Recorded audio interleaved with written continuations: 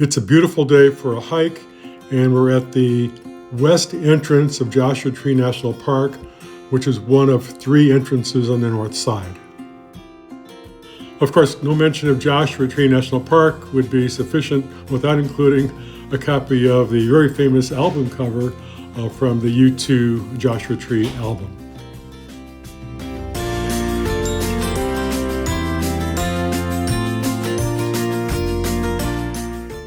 So you may ask, where is Joshua Tree National Park?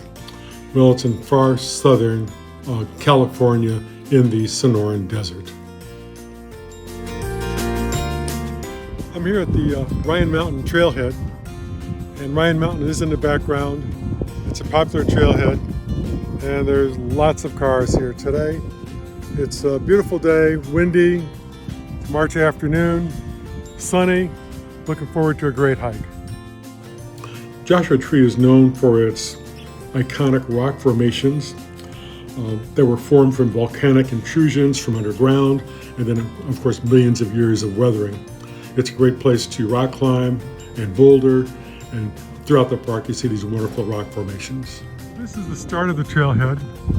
There's a number of steps going upwards, but this is not Ryan Mountain. We have to go around this mountain. Ryan Mountain is in the back.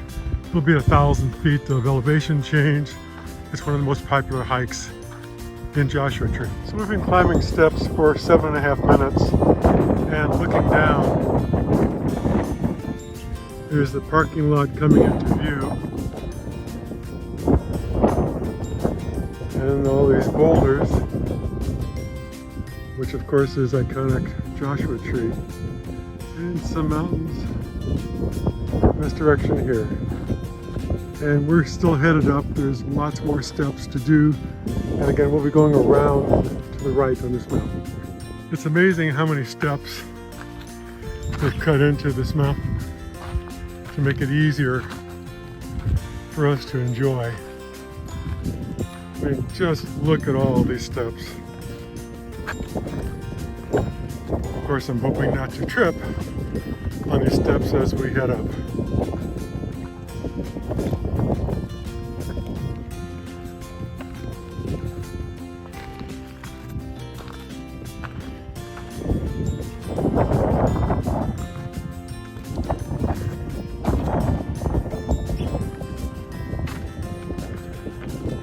Pretty much straight ahead we see people coming down, and further in the distance we see people continuing to head up and around the backside of actually 2 mountains right here before we get to Ryan Mountain, which is in the distance right over here. So we're on the backside of the mountain, and the steps continue.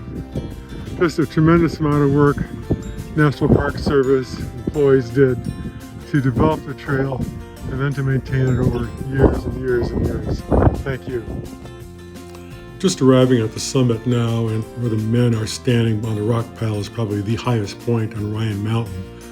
Behind that is likely Toro Peak, which is part of the Santa Rosa Mountains.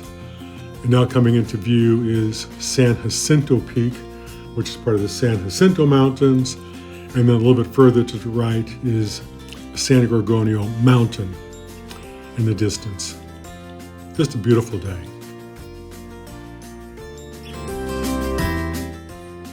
We always find friendly people at the summit of mountains, and while we're getting a picture of the sign, someone came over and offered to take our picture at the summit, and here we are.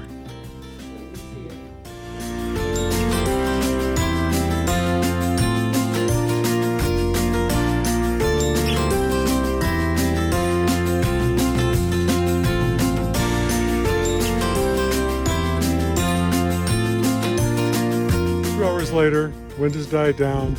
We're back at the trailhead, and really nice hike, 1,074 feet, I think it was, or 1,047 feet of vertical elevation. Saw a lot of people up there, including one young woman who was running up and running down wearing running shoes, singlet, and running shorts. After the hike, we had reservations to stay at Ryan Campground, which was nearby. We decided to do a hike to the Ryan Ranch, and it was named after J.D. Ryan, who in the late 1800s developed a ranch and a lost horse mine.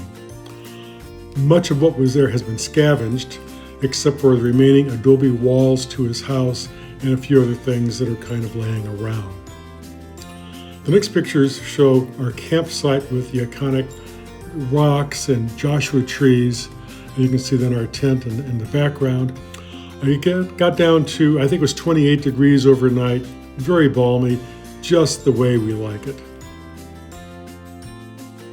About 5 miles from our campground was Keys View Overlook, which is part of the Little San Bernardino Mountains and overlooks the most active fault in the world, the San Andreas.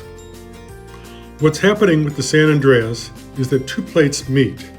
The Pacific plate is moving northwest, and the North American plate is moving southeast. And as they move past each other, perhaps in another 20 million years, Los Angeles will pass by San Francisco.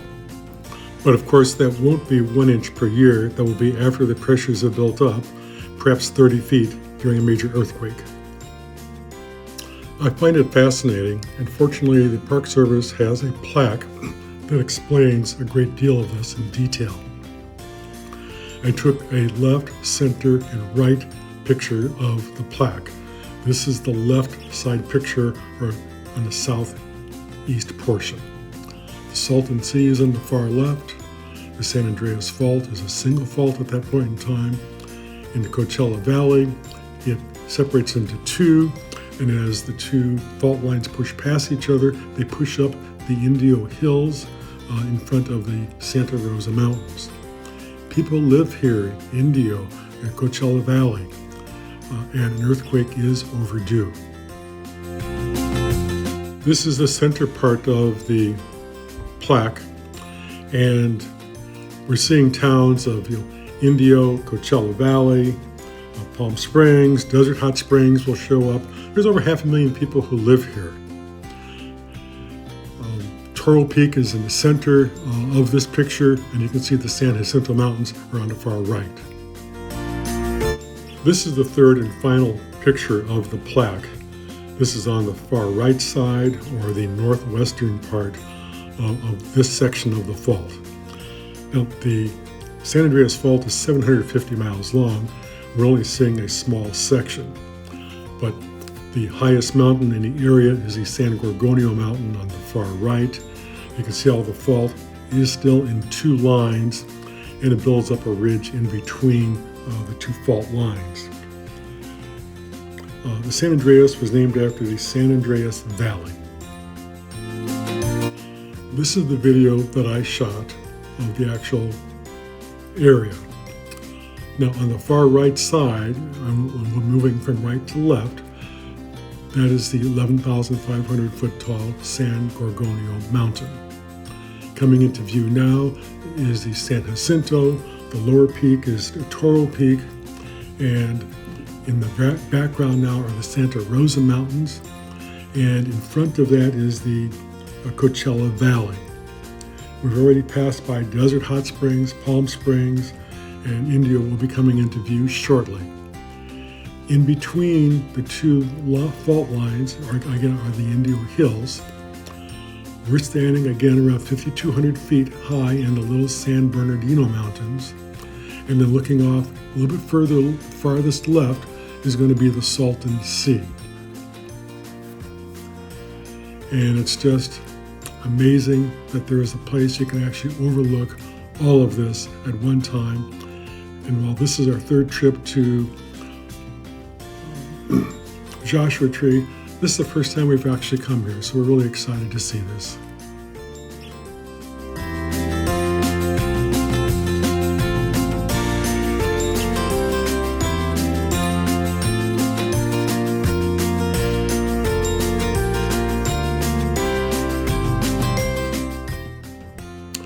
Thanks for watching.